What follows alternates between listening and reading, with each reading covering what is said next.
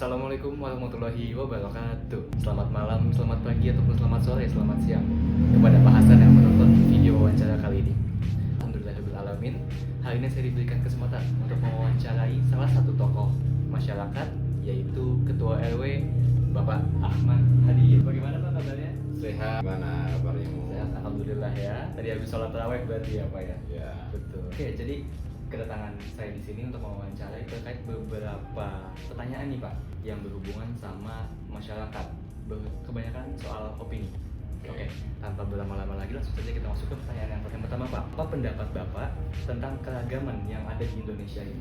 Keragaman di Indonesia itu memang satu keniscayaan ya, yang tidak bisa dibantah. Bayangkan kita dari Sabang sampai Merauke itu suku, bangsa, bahasa, agama semua banyak variannya, banyak ragamnya. Jadi memang keragaman itu keniscayaan sebagai fakta yang tidak bisa kita pungkiri, dan itu real adanya gitu. Jadi nggak bisa dipungkiri keragaman itu, bahwa kita harus bersikap mengakomodir semua keragaman yang ada di Indonesia. Berarti udah amanah Tuhan berarti gitu. Ya, keniscayaan memang udah itu keharusan alam, udah memang gitu. Betul. Oke. Lanjut ke pertanyaan yang kedua. Kalau menurut Bapak Hadiyin, bagaimana cara menyikapi keragaman itu tadi di tengah masyarakat ini? Karena tadi keragaman itu sebagai satu keniscayaan bangsa kita secara global, secara besar, secara lingkungan lebih kecil di lingkungan RW, RT. Keragaman itu lebih real, lebih nyata karena RW, RT itu langsung bersentuhan dengan masyarakat, di mana masyarakat itu memang ragam itu langsung kita berhadapan, tidak lagi kita di meja kampus atau diskusi belakang meja real. Jadi misalnya perbedaan pendapat soal agama, soal perbedaan pendapat, soal sudut pandang apapun, kecurangan sosial itu kita langsung bersentuhan. Jadi kita harus pandai-pandai mensikapi, harus mengakomodir, harus pandai-pandai tidak bisa menafikan bahwa keragaman itu di dalam kita. Misalnya kita makanya di wilayah kita ini ada tagline rajut keragaman, wujudkan kerukunan. Jadi karena sebagai keragaman, sebagai satu keniscayaan, sebagai satu keharusan, sebagai satu kenyataan yang di hadapan kita, jadi kita harus wise, bijaksana. Tidak bisa kita menampilkan apa sudut pandang kita sebagai pemangku lingkungan di sini. Terus saya harus begini. Nah, rule-nya kalau sebagai pemangku lingkungan di wilayah RWD, rule-nya adalah kepentingan warga, kepentingan publik, di mana kepentingan publik itu bersinggungan dengan banyak keragaman sudut pandang di dalam rapat, ketika dapat sosial antar warga untuk kepentingan. Nah, itu sebagai pemangku lingkungan harus tidak boleh berat sebelah. Rule-nya kita dalam secara administratif ada undang-undang, ada aturan. Secara struktural kan ada di level, ada peraturan wali kota, peraturan daerah, ada peraturan menteri, ada undang-undang secara administrasi. Secara sosial, nah kita harus berselancar pandai nih, kita ketika menghadapi warga yang berbeda pandangan, berbeda sudut pandang dalam memandang sesuatu. Nah, kita harus bijak, tidak boleh berpihak salah satu, atau kita punya konflik kepentingan, atau kita punya semacam kepentingan pribadi yang masuk dalam setiap masalah-masalah keragaman yang itu. Jadi kita perlunya adalah kita berdiri di atas semua ragam supaya kerukunan itu bisa terwujud dari ragaman. Jadi keragaman itu keniscayaan. Jadi kita harus pandai menjahit ragam itu, yang menjadi itu tantangan kita. Ragam itu berbeda itu tidak harus berhadapan, beragam itu tidak harus kita masing-masing, tapi kita bisa bersama-sama mewujudkan lingkungan yang harmonis gitu. Nah, kita seringkali banyak menghadapi itu, apalagi wilayah kita ini 13 RT, banyak, ada hampir 900 KK dari berbagai suku bangsa, berbagai agama, berbagai pandang, berbagai tingkat pendidikan, usia. Jadi memang level RT RW di masyarakat ini kita harus bijak, tidak boleh berpihak kepada salah satu pihak yang memang menyelipkan kepentingan pribadi dalam setiap sudut pandang. Jadi kita harus wise.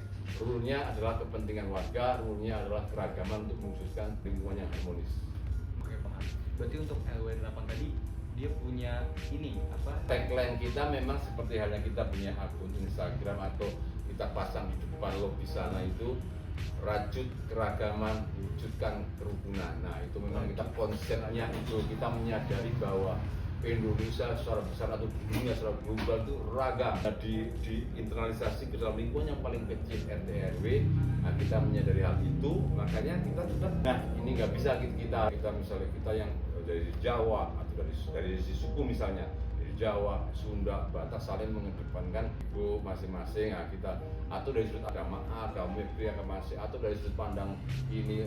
Nah, itu kita harus pandai menjahit lah. Ini lebih baik kalau kita ini di lingkungan itu lebih kalau di itu seni mengelola keragaman gitu loh. Nggak bisa pakai ya kapan pakai aturan, lebih banyak diskresi mungkin dalam soal-soal sosial. Kontrol kita harus diskresi, kebijaksanaan, mengakomodir sudut pandang. Nah, kita harus pandai itu supaya terwujudlah itu. Nah, itu konsepnya tetap rajut keragaman wujudkan kerukunan. Dan memang itu tantangannya hari-hari kita ini kalau di film itu kayak Tom and Jerry lah, saling kejar kadang ya tetap harus itu. Yang diperlukan itu adalah sikap konsistensi, istiqomah, terus merawat itu sudut pandang kita supaya tetap jernih dalam memandang persoalan itu. Nah, ini bisa diusahakan kita bersama-sama karena ini kan rajutan kelindan, anyaman-anyaman ini harus dianyam keragaman ini supaya menjadi kuat. Jadi kalau namanya benang atau kain atau apa itu harus dirajut supaya ini berbagai warna ini bisa jadi indah gitu. Atau kalau musik itu instrumen itu kita harus mengorkestrasi berbagai bunyi itu jadi suatu harmoni, ada bunyi ini bunyi gimana. Tugas kita sebagai pemangku lingkungan itu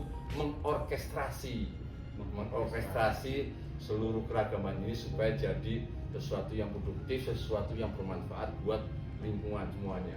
Apalagi di bawah itu memang bersentuhan langsung ya dengan masyarakat. Ya, langsung. Jadi memang harus sinergi bareng-bareng semuanya lah. Kita nggak bisa bergerak sendiri karena itu misalnya soal yang meninggal, tangga yang meninggal ya pasti yang pertama tetangganya. Nanti support system ada RT, ada RW, ada PKK, ada yang memandikan atau yang ini semua sinergi.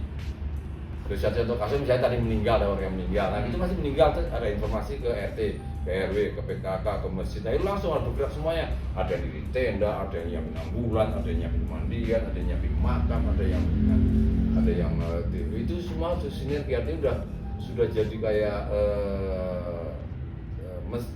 otomatis itu udah jalan sepeda gitu udah jadi jalan di semua itu di situ saja. Jadi termasuk dalam hal lain, alhamdulillah karena kerja bersama ini kita bisa sampai sekarang ini gitu loh, pelan-pelan. Nah itu harus memang perlu effort.